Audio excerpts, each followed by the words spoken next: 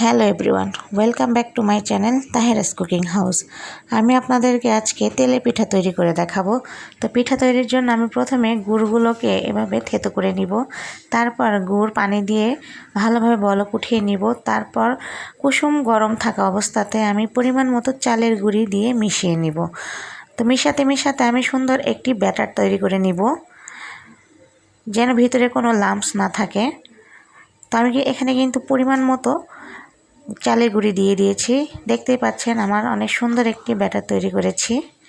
এবার আমি পিঠা তৈরি করার জন্য চুলায় তেল দিয়ে তেলটা খুব ভালোভাবে গরম করে নিব। তারপর আমি ডালের চামচের সাহায্যে একটি করে পিঠা তৈরি করে নিব। তো দেখতেই পাচ্ছেন আমি চামচের সাহায্যে ব্যাটার গরম তেলে দিয়েছি, আর আমার পিঠাটা কিন্তু অনেক সুন্দর ফুলেছে। তো আমি এক পাশ ভালোভাবে হওয়ার পরে আর এক পাশ উল্টিয়ে দিব।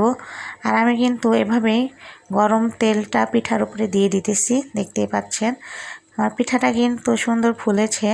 তো একটি পিঠা আমার হয়ে গিয়েছে। এভাবেই আমি বাকি সবগুলো পিঠা তৈরি করে নিব।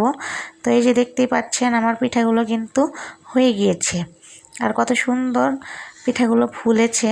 তো আমার ভিডিওগুলো যদি ভালো লেগে থাকে অবশ্যই আমার চ্যানেলটি সাবস্ক্রাইব করে 5 টাকা বেল আইকনটি ক্লিক করে রাখবেন, তাহলে আপনাদের কাছে আমার ভিডিও সব নোটিফিকেশন চলে